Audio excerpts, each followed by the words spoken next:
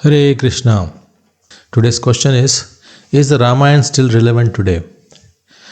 Short answer is yes. The Ramayana was relevant in the past, it is relevant today, and it will remain relevant forever. Although the stories in Ramayana are ancient, the lessons, principles, and values we can learn from Ramayana are timeless. There are many beautiful lessons or principles we can learn from Ramayana, but one of the most important principle that I feel is more relevant today than ever before is the principle of selfless sacrifice. Today, people in general have become very selfish than ever before, not because they are bad, but because the world constantly trains us to think only about ourselves. Modern society strongly promotes the idea of me first, my pleasure, my success, my comfort, without thinking about others. This me centered mindset may feel good, but over time it leads to a lot of problems, emotional pain, broken relationships, and loneliness. So, to live happily and to have strong relationships at all levels, we have to move from thinking only about me to thinking about we. And this change is not easy. That's why we need good, inspiring role models, and Ramayana gives us many such beautiful examples. So now I'm going to discuss some examples of selfless sacrifice from Ramayana. The first one is Lord Ramchandra. Lord Ram accepted 14 years of exile even though he had done nothing wrong. He was the rightful prince, he was loved by everyone and was about to become the king, but still he chose to walk away from the throne just to protect the word and honor of his father, King Dashrath. Rama could have argued and protested, but instead of that, he just chose sacrifice over comfort. So through the example of Ram, we learn the value of taking responsibility and respect for parents. The next example is of Sita. When Ram informed Mother Sita of his going to the forest, Sita immediately, without a second thought, requested Ram to take her with him, even when Ram consistently refused. Sita voluntarily chose the dangers of the forest over the luxury, comfort, and safety of palace life. Why? Simply to be with her husband.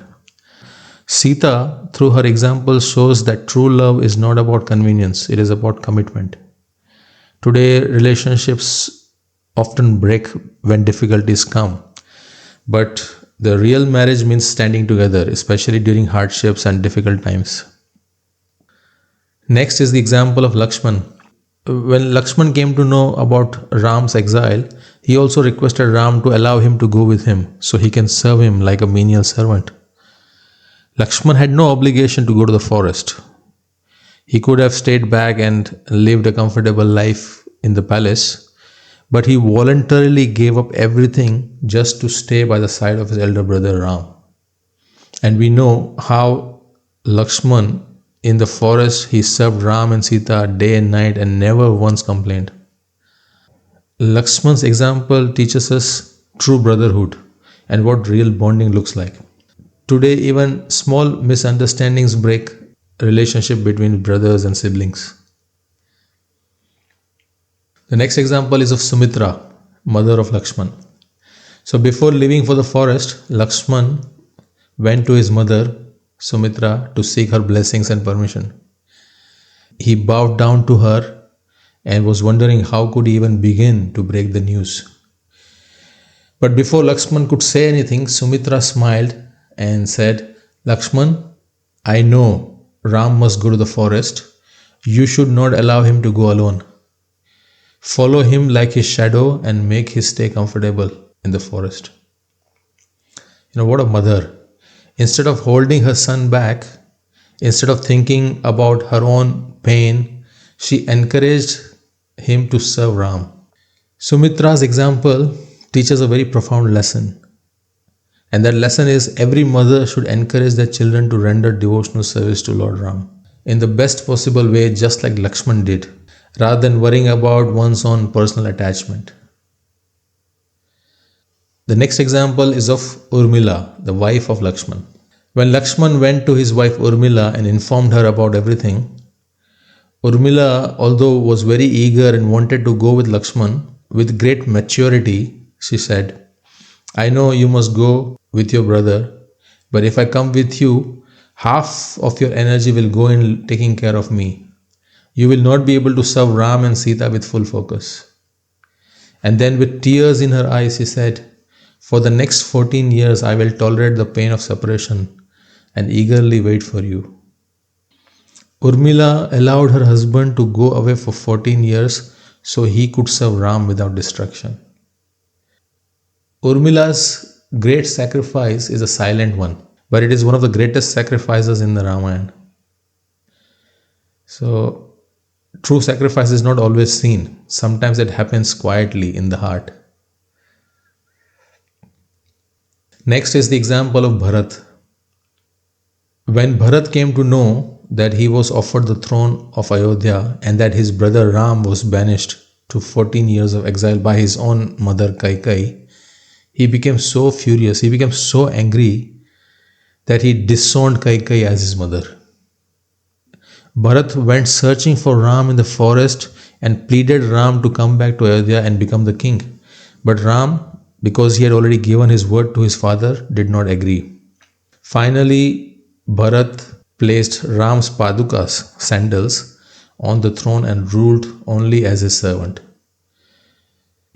During these 14 years, Bharat lived at Nandigram outside Ayodhya. Renouncing the royal life, he dressed himself as an ascetic, slept on the ground, wore tree barks, and ate barley cooked in cow's urine. What a sacrifice. For 14 years he did that. So these are some of the very beautiful examples of selfless sacrifice from Ramayana. Now after hearing about these examples, we may feel, well, if we behave like Ram and Sita and Lakshman and Bharat in today's self-centered, selfish society and culture, people will take advantage of us. And that may be true. That is why Ramayana teaches us inspiration, not imitation. We should not copy the actions exactly, but we should understand the principle of sacrifice and apply it wisely according to time, place, and circumstances. It is not that the spirit of selfless sacrifice is entirely inapplicable today.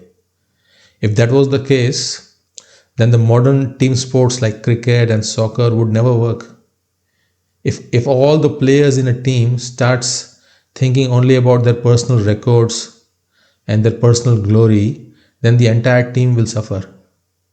So the principle of selfless sacrifice is still applicable today. If principle of selfless sacrifice is essential in sports, imagine how important it is in real life relationships, which last longer and matter much more. Okay, so now that we have seen the principle of selfless sacrifice, we will also look at the dark side of selfishness that we see in Ramayana. In Ramayana, we see what happens when selfishness takes over. One classic example of this is Ravan. Ravan was an epitome of ungodliness. He was so lusty. Because of his selfish lust, he committed so many atrocities and finally met with his own death when he kidnapped Sita. The second example is of Vali. Vali's selfish misunderstanding ruined his relationship with his brother Sugriv and cost him his family and life. The third example is of Kaikeyi. Kaikeyi was a very kind and a noble lady, but she allowed a temporary selfish desire, and that caused the death of her husband and brought about suffering to her entire family. So from these examples in Ramayana also warns us that selfishness destroys relationships, even in good people. Just like any other relationships, developing a relationship with God also requires commitment and sacrifice. Without this understanding, spirituality becomes empty rituals or just some sort of feel good emotional experience without depth. The Ramayana teaches us how ordinary and extraordinary people achieve deep devotion through selfless service to God. Now, I want to discuss an example of selfless sacrifice in modern times. And the one that stands out for me is Srila Prabhupada, the founder Acharya of International Society for Krishna Consciousness. Srila Prabhupada is someone who lived the values of Ramayana in modern times. In Ramayana, just like Hanuman's leap to Lanka in service to Lord Ram, at the age of 69, Srila Prabhupada travelled alone to the west to spread spiritual knowledge. In Ramayana, there is Jatayu, the old bird, who gave his life trying to stop Ravana from taking away Sita from her devotional service to Lord Ram. Similarly, Srila Prabhupada, an old man, gave his life to stop Ravana, like modern day materialism and impersonalism, from taking away sincere souls like Sita from devotional service to Lord Ram.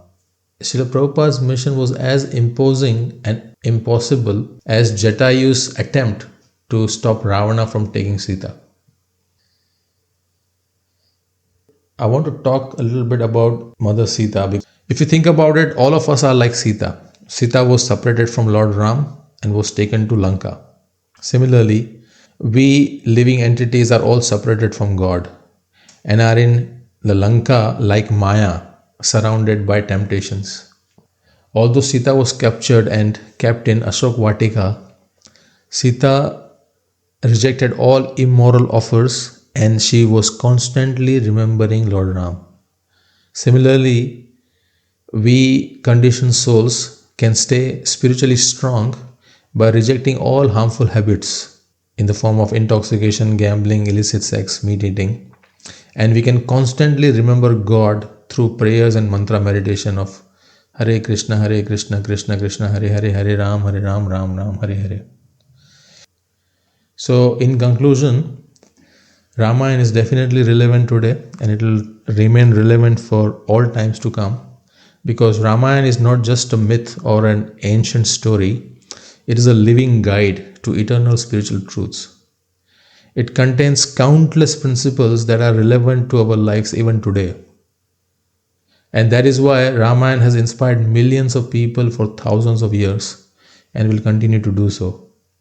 So in this class, we discussed one timeless principle, selfless sacrifice. Hare Krishna.